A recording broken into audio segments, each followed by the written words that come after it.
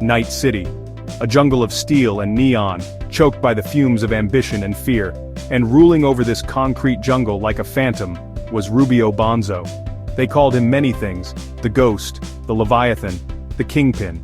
But every title whispered the same story: power, absolute, and terrifying. Rubio Bonzo wasn't just a man, he was an empire.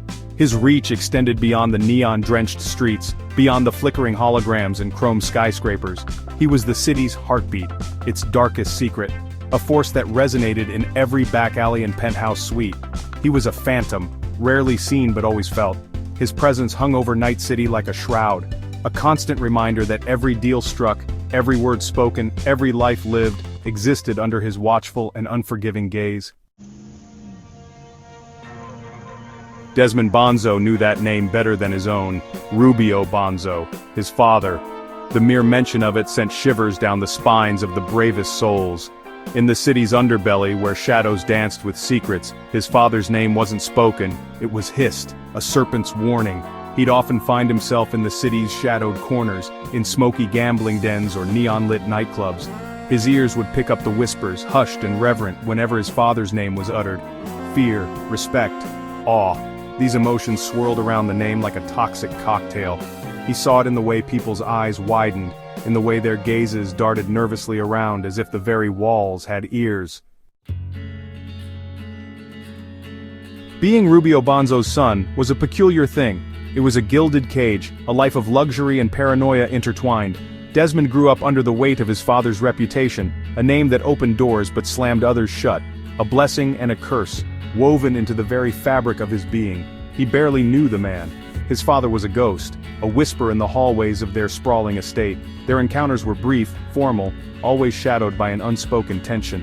Despite the distance, Desmond felt a strange pull towards his father, a yearning to understand the man behind the myth. Was it admiration? Fear? Perhaps it was the primal need for a father's approval, a desire to prove himself worthy of the Bonzo name. Every day was a tightrope walk. Desmond navigated a world where one wrong step could shatter the delicate balance. People treated him differently.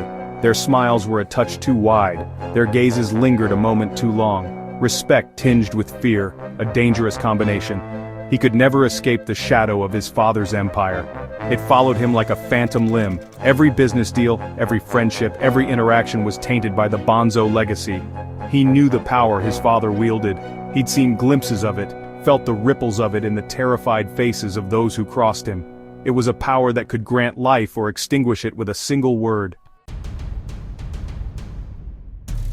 Desmond wrestled with his own conflicting emotions. Was he proud of his father's power, ashamed, or was it a more complex cocktail of both, a bitter truth he couldn't swallow?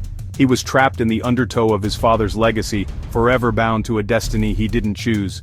Night City glittered under a neon sky, the city that never sleeps, they called it. But beneath the dazzling facade, Desmond felt a chill. The price of power was steep, paid in blood and fear.